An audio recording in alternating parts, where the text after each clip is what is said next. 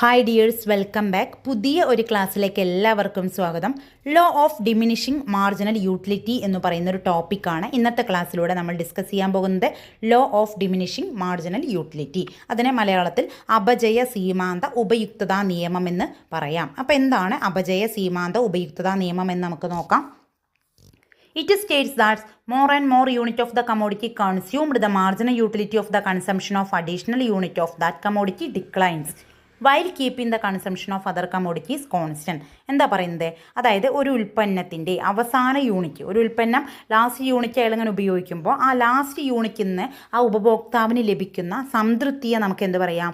Marginal utility എന്ന് പറയാം. എന്താ മാർജിനൽ യൂട്ടിലിറ്റി എന്ന് പറഞ്ഞു കഴിഞ്ഞാൽ, അതായത് more and more unit of commodity purchase ചെയ്യുമ്പോൾ, അല്ലെങ്കിൽ ഇപ്പോൾ ഒരു ഉപഭോക്താവ് എന്തെങ്കിലും ഒരു വസ്തു തുടർച്ചയായിട്ട് ഉപയോഗിച്ചുകൊണ്ടിരിക്കുകയാണ്. അപ്പോൾ വെള്ളം കുടിക്കുകയാണ്, ദാഹിച്ചു വരുന്ന ഒരാൾ വെള്ളം കുടിക്കുകയാണ്. അപ്പോൾ വെള്ളം കുടിക്കുന്നത് തുടർച്ചയായിട്ട് അയാൾ ഇങ്ങനെ കൺസ്യൂം ചെയ്തുകൊണ്ടിരിക്കുക. അപ്പോൾ തുടർച്ചയായി അയാൾ കൺസ്യൂം ചെയ്യുമ്പോൾ അയാളുടെ അവസാന യൂണിറ്റിൽ നിന്ന് ലഭിക്കുന്ന, അയാൾക്ക് കിട്ടുന്ന സാറ്റിസ്ഫാക്ഷൻ അല്ലെങ്കിൽ ആ സംതൃപ്തി എന്ത് പറയാം? മാർജിനൽ യൂട്ടിലിറ്റി അഥവാ സീമാന്ത ഉപയുക്തത എന്ന് പറയാം. അപ്പോൾ അയാൾ എന്ത് ചെയ്യുന്നു? വെള്ളം ഒരു ഗ്ലാസ് കുടിക്കുന്നു, then രണ്ടാമത്തെ ഗ്ലാസും കുടിക്കുന്നു, മൂന്നാമത്തെ ഗ്ലാസും കുടിക്കുന്നു. അപ്പോൾ അയാൾക്ക് ഓരോ ഗ്ലാസ് അഡീഷണൽ യൂണിറ്റ് ഇങ്ങനെ അയാൾ കമ്മോഡിറ്റീസ് അവിടെ ഇങ്ങനെ മോർ യൂണിറ്റ് ആയിട്ട് ഇങ്ങനെ അയാൾ കൺസ്യൂം ചെയ്യുമ്പോൾ ആ കൺസ്യൂമർക്ക് അഥവാ ഉപഭോക്താക്കൾക്ക് ലഭിക്കുന്ന സംതൃപ്തി അഥവാ സാറ്റിസ്ഫാക്ഷൻ എന്ന് പറയാം? മാർജിനൽ യൂട്ടിലിറ്റി എന്ന് പറയാം. ദെൻ ഒരു വ്യക്തിയുടെ കൈവശമുള്ള പദാർത്ഥത്തിൻ്റെ സ്റ്റോക്ക് വർദ്ധിക്കുമ്പോൾ അധിക പ്രയോജനം അഥവാ സ്റ്റോക്ക് ഓരോ പ്രാവശ്യം വർദ്ധിപ്പിക്കുമ്പോഴും കുറഞ്ഞുകൊണ്ടിരിക്കും. അപ്പോൾ അതായത് ദാഹിച്ചു വരുന്ന ഒരാൾ വെള്ളം കുടിക്കുന്ന ഒരു എക്സാമ്പിൾ ഇപ്പോൾ നമ്മളിവിടെ പറഞ്ഞു കഴിഞ്ഞു. അപ്പോൾ അയാൾ വെള്ളം കുടിക്കുമ്പോൾ ആദ്യത്തെ ഗ്ലാസ് വെള്ളം അയാൾ കുടിക്കുന്ന സമയത്ത് നല്ല സാറ്റിസ്ഫാക്ഷൻ ആവും, ഗ്രേറ്റ് സാറ്റിസ്ഫാക്ഷൻ ആവും അല്ലേ? അപ്പോൾ അയാൾക്ക് ഒരു 5 സ്റ്റാർ അവിടെ പ്രൊവൈഡ് ചെയ്യാം. എന്നാൽ രണ്ടാമത്തെ അയാൾ ഗ്ലാസ് കുടിക്കുമ്പോൾ അയാളെ സാറ്റിസ്ഫാക്ഷൻ കുറച്ച് അയാൾക്ക് വെള്ളത്തിനോടുള്ള ഇത് മതിയായിട്ടുണ്ടാവും, സാറ്റിസ്ഫാക്ഷൻ കുറഞ്ഞിട്ടാവും. മൂന്നാമത്തെ ഗ്ലാസ് കുടിക്കുമ്പോൾ വീണ്ടും എന്താണ് എന്നുള്ള സാറ്റിസ്ഫാക്ഷൻ കുറയുകയാണ് അല്ലേ? നാലാമത്തെ ഗ്ലാസ് കുടിക്കുമ്പോൾ വീണ്ടും എന്താണ്? സാറ്റിസ്ഫാക്ഷൻ കുറഞ്ഞു വരുന്നു. അപ്പോൾ എന്താ മനസ്സിലാവണേ? അധികമായിട്ട് സ്റ്റോക്ക് വർദ്ധിക്കും തോറും അല്ലെങ്കിൽ അധികമായിട്ട് അത് കൺസ്യൂം ചെയ്യും തോറും അതിൽ നിന്ന് കിട്ടുന്ന സാറ്റിസ്ഫാക്ഷൻ കുറഞ്ഞുകൊണ്ടിരിക്കുന്നു. അപ്പോൾ ഇത് ഉപഭോക്താക്കളുടെ നോർമലായിട്ടുള്ള അല്ലെങ്കിൽ നോർമൽ കൺസ്യൂമേഴ്സിനെ സംബന്ധിച്ചാണ് ഈ നിയമം നിലനിൽക്കുന്നത്. ഉപഭോക്താക്കളുടെ സാധാരണ അനുഭവത്തിൽ നിന്ന് രൂപീകരിച്ച ഒരു നിയമമാണ് ഇതെന്ന് പറയാം law of diminishing marginal utility എന്ന് പറയുന്നത്. അപ്പോൾ അതായത് ഒരാൾ ഒരു യൂണിറ്റ് കൺസ്യൂം ചെയ്യുന്നു, രണ്ടാമതും കൺസ്യൂം തുടർച്ചയായിട്ടാണ് കേട്ടോ കൺസ്യൂം ചെയ്യുന്നത്. അപ്പോൾ ആ കൺസംഷന് അയാൾക്ക് കിട്ടുന്ന സംതൃപ്തി അഥവാ സാറ്റിസ്ഫാക്ഷൻ എന്ത് ചെയ്യാണ്?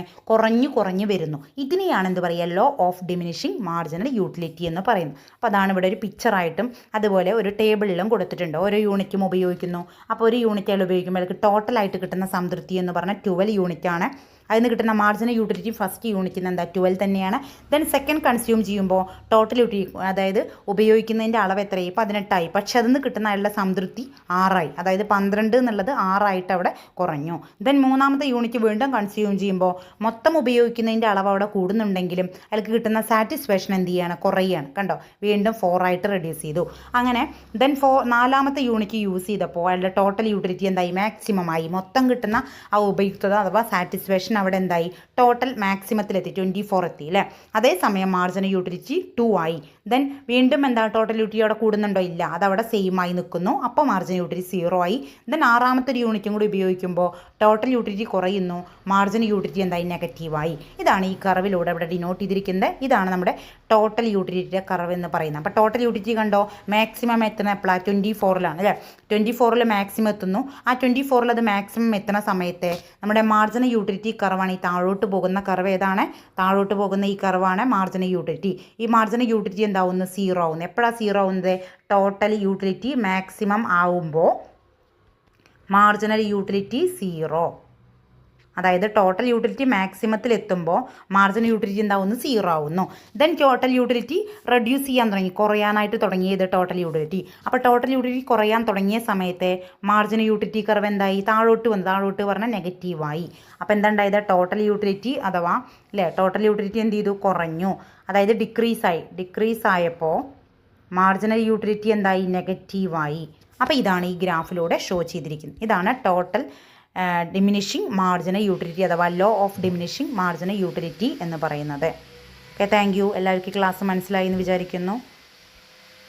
Thank you all.